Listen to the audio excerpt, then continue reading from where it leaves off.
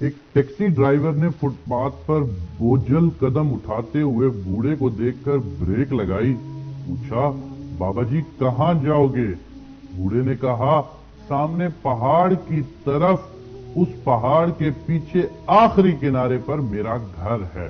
Driver نے بیٹھنے کا اشارہ کیا. راستے میں بوڑھے سے پوچھا, بابا جی کتنا کرایہ دو گے؟ بزرگ نم آنکھوں سے جواب دیتا ہے کہ بہت مال دوں گا. گھر پہنچ کر گاڑی جب گھر کی دہلیز تک پہنچی, دروازہ کھلا. معصوم بچے دوڑ کر آئے اور بزرگ سے لپٹ کر روتے ہوئے پوچھا, بابا ہمارے لیے روٹی لائے ہو یا رات کی طرح دن بھی بھوک میں گزرے گا؟ بابا اپنے معصوموں کی حالت دیکھ کر نہ رہ سکا اور شرمندہ بھی ہوا اور رو کر کہا, ابھی تک کچھ نہیں ملا میرے بچوں, مگر بہت جلد خدا اپنا رزق پہنچائے گا. ڈرائیور پر باپ بچوں کا مکالمہ ہتھوڑے کی ضرب کی طرح لگا. ہوٹل پہ آیا, بھوکے بچوں کا کھانا لیا, جا کر معصوموں کے سامنے رکھا. اتنی بھوک تھی کہ سیکنڈوں میں وہ سارا کھانا کھا گئے. پھر اسی نیت سے ڈرائیور خاموشی سے شہر کی طرف چل پڑا کہ ان بھوکوں کی آگ بجھا دوں. اچانک سامنے سیاہ ملے, کہنے لگے ہمیں ایئرپورٹ پر پہنچا دے. انہوں نے بغیر پوچھے اس کا کرایہ 100 دینار دیا, حالانکہ اتنی مسافت کے صرف 20 دینار بنتے تھے. واپسی ایک سواری ملی, انہوں نے بھی 100 دینار دیا. اب ٹیکسی ڈرائیور مزدوری لے کر بازار آیا, اس بزرگ کے بچوں کے لیے روٹی اشیاء خورد نوش لیا. سیدھا ان بچوں تک پہنچا اور ان کو کہا, میرے بھائی, میرے رب نے تیری وجہ سے یہ رزق چند لمحوں میں مجھے دیا ہے, لے اپنا حصہ اپنے پاس رکھ. بوڑھا ممنون نگاہوں سے دیر تک دیکھتا رہا اور اس کے آنسو رکنے کا نام نہیں لے رہے تھے.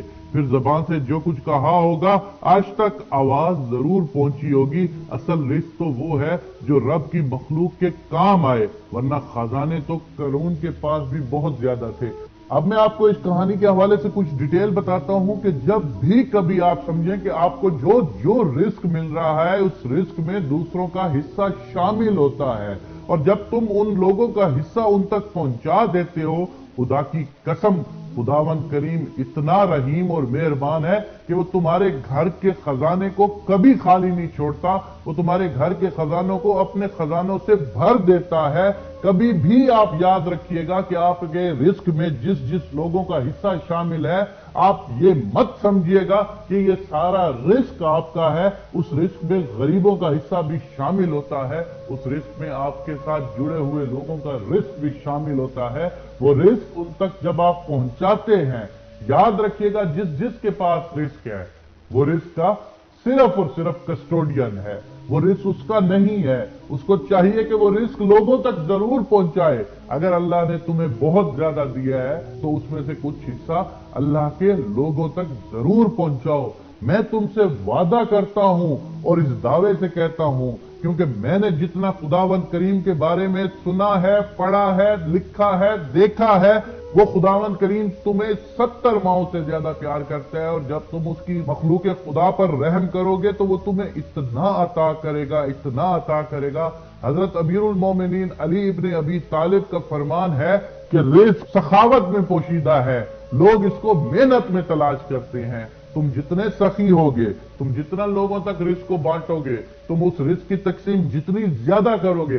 اللہ نے تمہیں 10 روپے دیے ہیں, اگر تم اس میں سے 3 روپے 4 روپے اپنے حصے کے رکھ کے باقی 6 روپے اگر تم بانٹ دیتے ہو تو خدا کی قسم وہ ذات کہتی ہے کہ تو میرے سے مقابلہ کرے گا, لے میں تجھے اور دیتا ہوں. خداوند کریم تو اس طرح کا آپ کے ساتھ رویہ رکھے گا. تو بانٹ کے تو دیکھ ایک دفعہ, تو رزق کو لوگوں تک تقسیم کر کے تو دیکھ. یہ رزق موت سے بھی زیادہ تیز رفتاری سے تیرے پیچھے لگتا ہے. ہم لوگوں نے اس کو محنت میں تلاش کر رکھا ہے. ہم لوگ جتنا ہرس اور لالچ میں پڑتے ہیں ہمارا رزق اتنا کم ہو جاتا ہے, لیکن جتنی سخاوت میں جائیں گے رزق ہمارا اتنا ہی بڑھتا چلا جائے گا.